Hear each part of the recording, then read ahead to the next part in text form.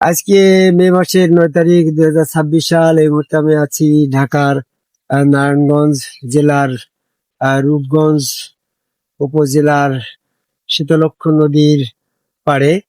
এই পরন্ত বিকালে শীতলক্ষ্যা নদীর পাড়ে চর সাইডে দাঁড়িয়ে আমাদের সাথে আছে বেনাপুরের থেকে আগত আসাদুল আছে, হাবিবুর আছে, আমাদের আলম সাইজে আছে, আমাদের ঢাকা থেকে ডেমরার কোনাপাড়ার মিলন সাহেব আছে, আর উত্তরখানের সোহাগ সাহেব আমাদের সহকারী হিসাবে কয়েকদিন আমার সাথে আছে। তো একটা বিষয় বলতে চাচ্ছি, এখানে তো আমরা সবাই চুলধারী মোচের বেশধারী লোক, সাধারণ মানুষের অনেক প্রশ্নের সম্মুখীন আমাদের হতে হয়। জি, তো কেউ কেউ আমরা যখন আদমকবে আল্লাহকে সেজদা করি, আমরা সমগ্র রসুলের হাত, আল্লাহর হাত, রসুলের পা, আল্লাহর পা, রসুল স্রোতের ভিতরে স্বয়ং আল্লাহকে সেজদা করা হয়।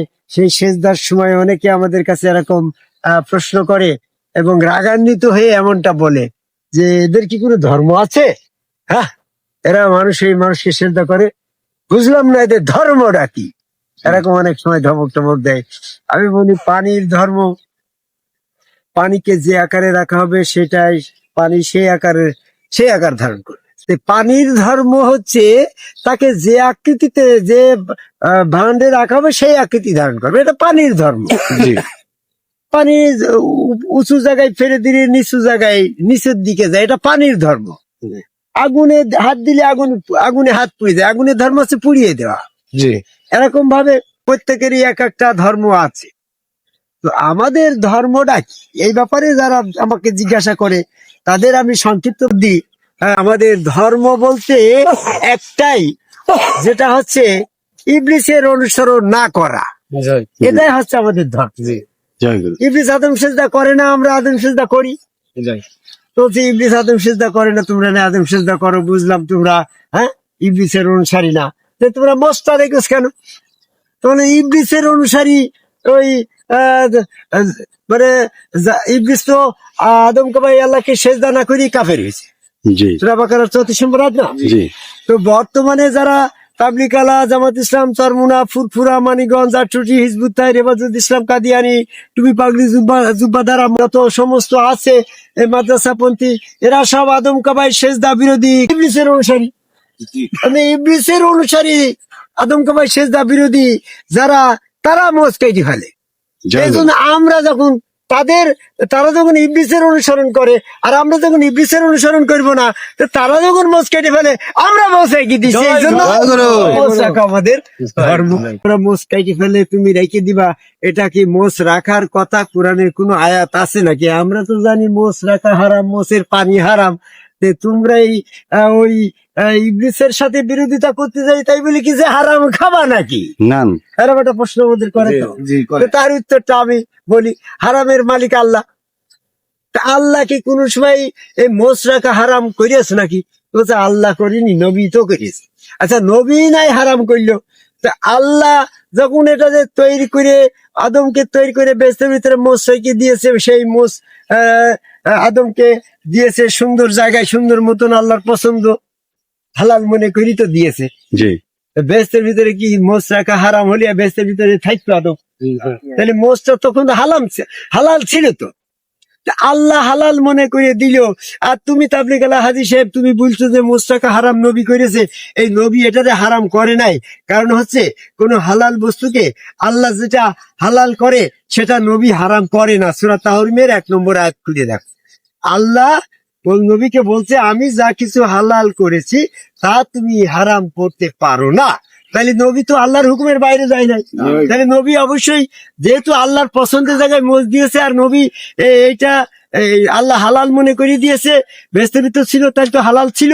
যদি হারাম হতো তাহলে বেহেশতের ভিতরে আদম আলাইহিস সালামকে দিত না, বেহেশত থেকে বেরিয়ে আসলি হচ্ছে, তা তো না। তাহলে আল্লাহ পাকের হালাল বস্তুকে নবী হারাম করে নাই।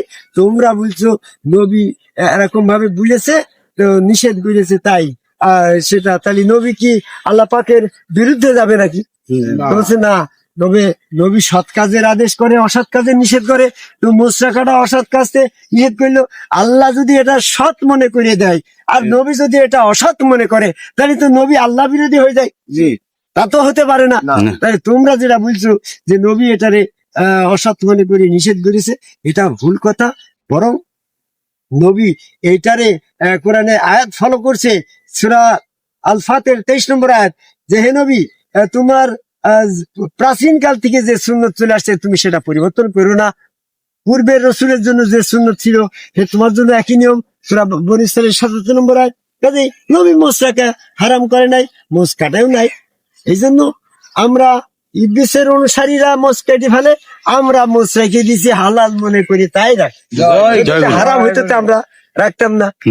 যেমন এরকম ভাবে টুপি পাগড়ি জুব্বা, এইটা ওই আদম সেজদা বিরোধী লোকগুলা, এই ইবলিসের অনুসারীরা টুপি পাগড়ি জুব্বা পরে, এই যে টুপি পাগড়ি জুব্বা পরতো, তা আমরা ওটা পরি না, কারণ এটা কোরআনের ভিতরে এমনটা নেই। টুপি পাগড়ি জুব্বা ইসলামী পোশাক এই মর্মে কোরআনে কোনো আয়াত নেই। কাজেই ওটা ইবলিসের অনুসারী কাফিররা ওটা ব্যবহার করে, তাই আমরা ওটা বর্জন করেছি। আমাদের ধর্ম হচ্ছে ইবলিস, যারা যারা আদমকে ভাই সেজদা বিরোধী, তারা যে সমস্ত কর্মকাণ্ড করে আমরা সেটার থেকে বিরত থাকবো কোরআন মোতাবেক, হালাল মোতাবেক। এই জন্য আজকে আর বেশি কিছু বলবো না। এরা বলছে যে মসজিদে আজান হলি দৌড় দিয়ে নামাজ পড়তে যাইতে হবে। কালকে যেমন আমরা ট্রেনের ভিতরে আসলাম, এই লাইন দিয়ে ট্রেনের ভিতরে নামাজ পড়া শুরু করে দিয়েছে। আল্লাহ বলছে যে তোমার নিশ্চিন্ত মনে নামাজ, তুমি জার্নি পথে, তোমার মন তো শূন্যতার পরে। নামাজের ব্যাপারে তোমরা জানো না কোরআনে কি বললো। আর মন গড়া তাবলিগ আলা হাজি সাহেব 3 বা 3 ফেল করার আলেম ওলামা মাওলানা মূর্খ যারা, সূরা আরাফের 169 নম্বর আয়াতে বলছে মূর্খ কিতাবীদের অনুসারী, এই বর্তমানে এরা মূর্খ। সূরা নিসার 103 নম্বর আয়াতে বলছে যখন তুমি সালাত কায়েম করো, তবে যখন তুমি নিশ্চিন্ত হও, নিশ্চিন্ত মনে নির্জনে, হ্যাঁ, যখন তুমি মনোযোগ দিবা আল্লাহর দিকে, সেই সময় তুমি সালাত কায়েম করো। তুমি এখন ট্রেনের ভিতরে যাত্রী, তোমার বাসের ভিতরে যাত্রী, তুমি তোমার নানান কাজে ব্যস্ত, হ্যাঁ, এর মাঝখানে তো তুমি নিশ্চিন্তা হচ্ছে কখন? নিশ্চিন্তা মনে সালাত আদায় করতে কোরআনে বললো। আর তোমরা আজান দিয়ে জামাতের সাথে নামাজ পড়তে যাচ্ছ, এই 100 লোক দাঁড়িয়েছে, 100 লোক কি এখন নামাজে এই নিশ্চিন্ত হয়েছে? তো তাহলে এই জামাতের সাথে নামাজ আদায় করা আজান দিয়ে, এই নির্দিষ্ট টাইমে আসর পড়া, জোহর পড়া, মাগরিব পড়া, ঈশা পড়া, ফরজ পড়া, এটা সম্পূর্ণ কোরআন বিরোধী। যদি এটা কোরআন বিরোধী না হতো তো আল্লাহ তো কোনো না কোনো এক সময় বুঝতে এতগুলা 6666 আয়াত কোরআনে নাজিল করতে পারলো জামাতের সাথে নামাজ আদায় করতে হবে, এই কথাটা বললো না কেন? কাজে তোমরা যেটা করছো এটা সম্পূর্ণ কোরআন বিরোধী। এই জন্য আমরা ওইটা ফলো করি না। আমাদের কোরআন মোতাবেক চলা, এটা হচ্ছে আমাদের ধর্ম। ইবলিসের বিপরীত পথে চলা, এটা আমাদের ধর্ম। সিরাতুল মুস্তাকিমে চলা, এটা আমাদের ধর্ম। ইবলিস যেহেতু সিরাতুল মুস্তাকিমের বিরুদ্ধে, আমরা সিরাতুল মুস্তাকিমের পক্ষে, কোরআনের পক্ষে। ইজমা কিমাস ফুদু হাদিস দিয়ে যারা দিন কায়েম করছে, আমরা ওই সমস্ত দিন কায়েম দিনের তরিকার বিরুদ্ধে। আমাদের ধর্ম কায়েম করার জন্য সূরা শুরা 13 নম্বর আয়াত অনুসারে দিন কায়েম করার জন্য আমরা ইবলিসের বিপরীত ধর্মটা ইসলাম, সেই ইসলাম ধর্মের কোরআন মোতাবেক ধর্ম কায়েম করার জন্য আমরা দৈনন্দিন জীবনকে কোরআনের পরে উৎসর্গ করেছি। তাই আদম কাবা সেজদাকারী একজন সম্মুখ রাসূলের কাছে বায়াত গ্রহণ করে সেখানে আদম সেজদা দিয়ে আমরা জীবনটাকে ওখানে কোরবানি করে দিয়েছি। মৃত্যু পর্যন্ত, আমাদের মৃত্যু হয়ে গেল আমরা ওই আদম সেজদা থেকে মাথা উঠাবো না। এই আদম সেজদা না করার ব্যাপারে ইবলিস যেমন কঠোর, বেহেশত থেকে বের করে দিলে তো আদম সেজদা করবে না। হ্যাঁ, এরকম দোজখে দিতে হবে, তাও সে আদম সেজদা করবে না। আর আমরাও এরকম গো, যে আমার দোজখে দিল আমাদের সেজদা করবো, কারণ ইবলিস করি না, আমি করবো তো।